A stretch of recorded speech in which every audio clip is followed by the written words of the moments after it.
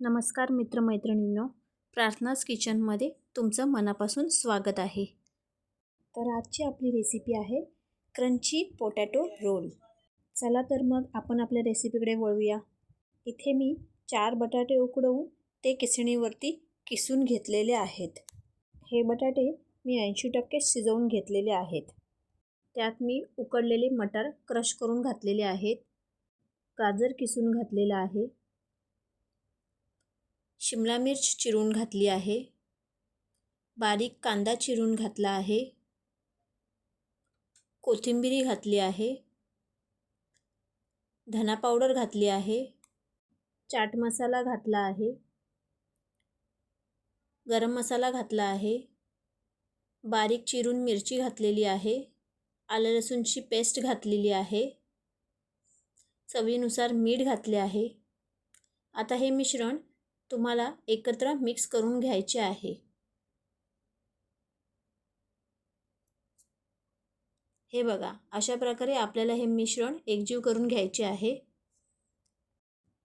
या मिश्रणाचे आपल्याला हवे त्या आकाराचे रोल करून घ्यायचे आहेत। मी इथे आयताकृती आकाराचे रोल तयार करून घेतलेले आहेत। हे पहा, अशा प्रकारे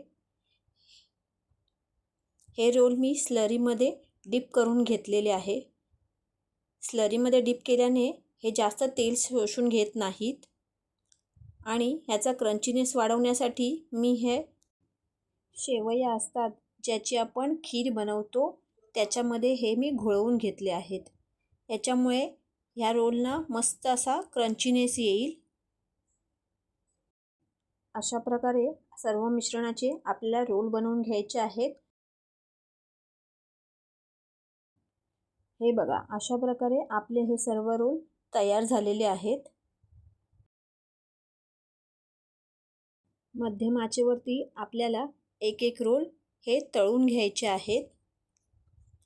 कॉर्नफ्लॉवरच्या स्लरीमुळे आपले हे रोल्स तेल शोषून घेणार नाहीत। छान असे खमंग हे रोल आपल्याला तळून घ्यायचे आहेत।